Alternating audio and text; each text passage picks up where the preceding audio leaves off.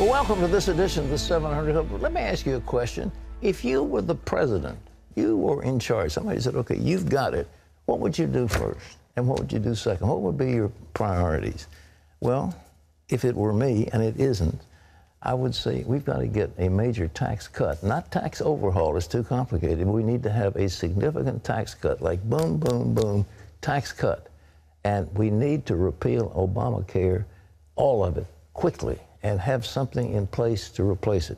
And that's what the nation is waiting for. And all these things that are going on are sideline issues, but we're picking up immigrants, and we're picking up malefactors, and we're fighting the New York Times and the Washington Post, and all these people are sniffing at the president. And the poor guy is really under attack, but he's really managing it beautifully. And we just need to pray for him. We need prayer for our leaders. Well, President Trump and Republicans in Congress are working on their plans for tax cuts and repealing and replacing Obamacare. Those two major, major issues that have to get taken care of quickly. So Wendy, the good news is that the president is starting to work on the blueprint for his first budget. George Thomas brings us this look at how he's planning to get Washington's big spending under control. As President Trump begins his second month in office, he's planning dramatic moves to slash government spending. Reportedly on the chopping board, major cuts at the Departments of Transportation, Justice, and State, among others, plus cutbacks in many smaller agencies, like the National Endowment for the Arts and Humanities and Corporation for Public Broadcasting. His goal, reduce federal spending by more than $10 trillion over 10 years. Unfortunately, the budget that we're essentially inheriting, is a mess. The finances of our country are a mess, but we're going to clean them up. Trans equality now! But for now, other issues have been in the headlines, like Trump's decision to reverse an Obama directive to public schools to allow transgender students to use bathrooms and locker rooms of their choice. The president has maintained for a long time that this is a states' rights issue and not one for the federal government. And a revamped executive order banning citizens from 7 terror-prone countries from entering the U.S. won't be released till next week now.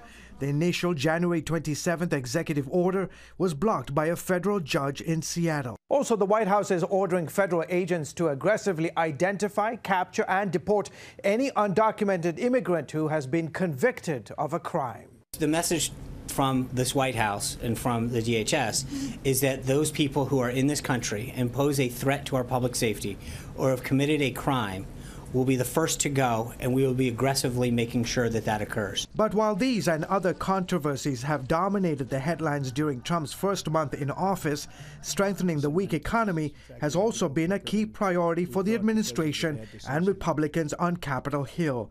And White House officials say they are working hard on those issues, including repealing and replacing Obamacare and cutting business and personal taxes, along with reducing the burden of massive federal regulations. All those issues are expected to come to the forefront in the days ahead. George Thomas, CBN News. Well, according to the Constitution, the House of Representatives is responsible for raising the fiscal money needed for the maintaining the federal government, and the taxing power is with the House. And so what does the House have? They have a committee called the Ways and Means Committee that takes care of tax legislation. That's their job. Well, with us now is the key man for the Republicans in Congress on tax reform and repealing and replacing Obamacare, Representative Kevin Brady of Texas. He's chairman of that amazing House Ways and Means Committee. Congressman, it's a pleasure to have you back with us on the 700 Club. Thanks for being here. Doctor, thank you. I love being on your show. All right, we talked the last time. You have an amazing, what I think is a very commendable tax plan. What is the chance of getting your tax plan through your committee, through the House, and then ultimately through the Congress?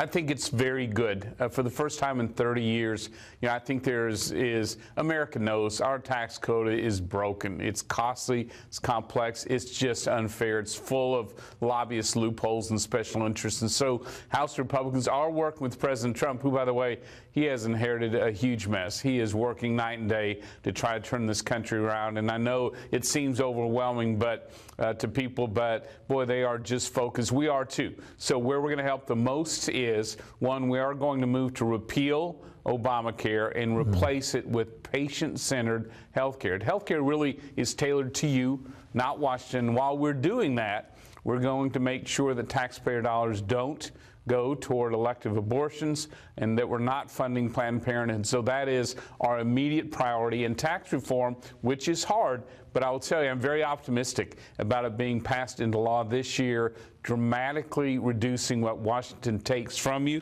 And for most Americans, as we propose that 9 out of 10 Americans will be able to file their taxes using a postcard-style system, which is exactly what my constituents are asking me for.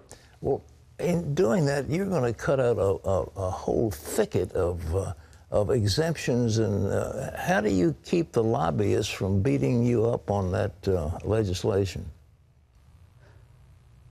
Well, we're not. They've already started. We've proposed, for example, we've watched our American jobs and our companies just move overseas, devastating whole communities and states. A big reason of it is our tax code. It favors foreign products over made in America products. And so you've already got special interests fighting desperately to keep that tax break. Our argument is, look, all products should be taxed equally in America. Our made in America products should not be at a disadvantage. So we've already got those lobbyists into us. But I'll tell you that postcard system that we're proposing, it lowers taxes for everyone. It simplifies the code in a major way, but it keeps the things families count on, the child tax credit, help with college, and we're going to redesign it for if your kids are going to technical schools, we want you to get help there. We keep the home mortgage deduction, and of course, charitable giving. We want to unlock more charitable giving in America. We think that's some of the best, one of the best, I think, traditions of our country. And as we're doing that, Doctor, I do want to tell you and your viewers, in our tax reform, we intend to repeal the damaging effects of the Johnson Amendment, so our pastors and our preachers can practice their faith and their biblical teachings without fear of Washington or the IRS targeting them. Well, now, you counting the votes, and I just want to be, you've got to get votes. You have votes in the Ways and Means Committee for that. Will there be votes in the House for that? And will Mitch McConnell be able... You go ahead, please. Yes. Yes, sir. We will pass it out of our committee this spring. We're working closely with President Trump and Senator McConnell over there. He's got a tough road, but we're going to use a process called reconciliation that allows us to get around the filibuster in the Senate to have a straight up or down vote on this later this year. Our target is to finish this by August. I'll be pleased if we get this done in 2017 after 30 years. It's been way too long. This is our opportunity, so let's seize it. Well, I want to ask you about that thing you've got in there having to do with a tax on imports and tax relief on exports. Could you explain how that works? Yeah, so today we know what our competitors are doing, like China, Europe, Canada, Mexico, and they take their main tax off their products coming to America, and they slap a tax on our American products coming into their country. The rest of the world all does this, except America and North Korea and Cuba. So as a result, today a made in America product is at a tax disadvantage here in America and overseas as well. And so that's one of the reasons we continue to lose our American jobs. Our manufacturing's gone overseas and a lot of other things as well. So what we're proposing as House Republicans is no more special loopholes for foreign products, that everyone should be taxed at the same rate, all businesses, a very low rate, 20%, but that means we will no longer tax made in America products being sold around the world. That levels the field. We will tax everyone equally in the U.S., so there's true competition. It's a big change, Doctor, from where we're at today, but here's the benefits for Americans. We'll finally see true competition, no special breaks for Chinese steel over American steel or Middle East oil over American oil.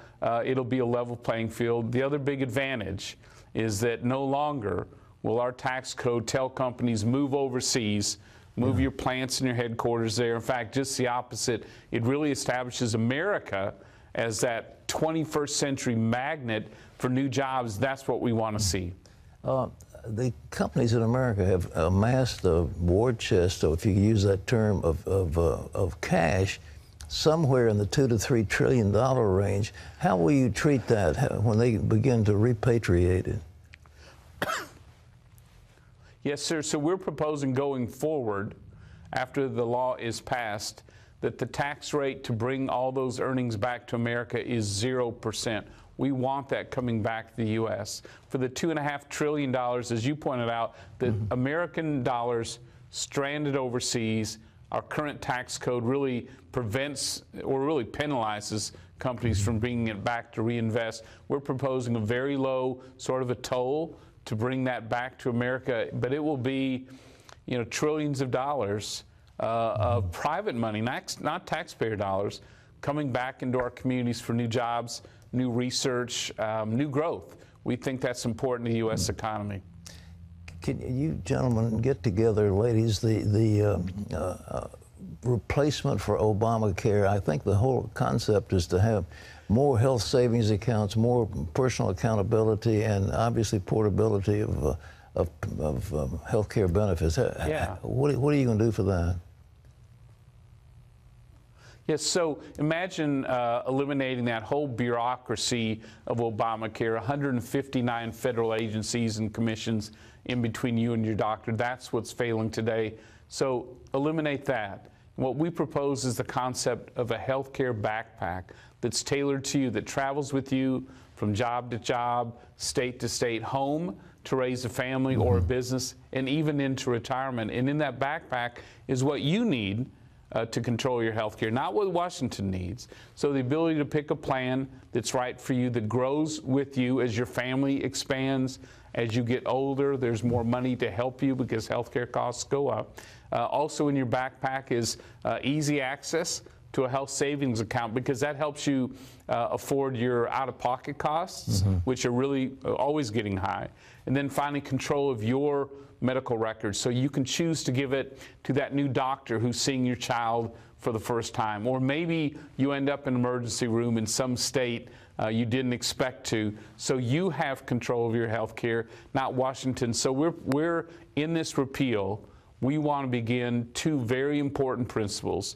First, let's start returning control to the states so they can approve health plans that are tailored to their families, again, not Washington. And secondly, let's restore the free market. Let's give Americans real choices for plans that work for them, again, not Washington. So those two principles, state control and restoring the free market, that's where House Republicans are headed.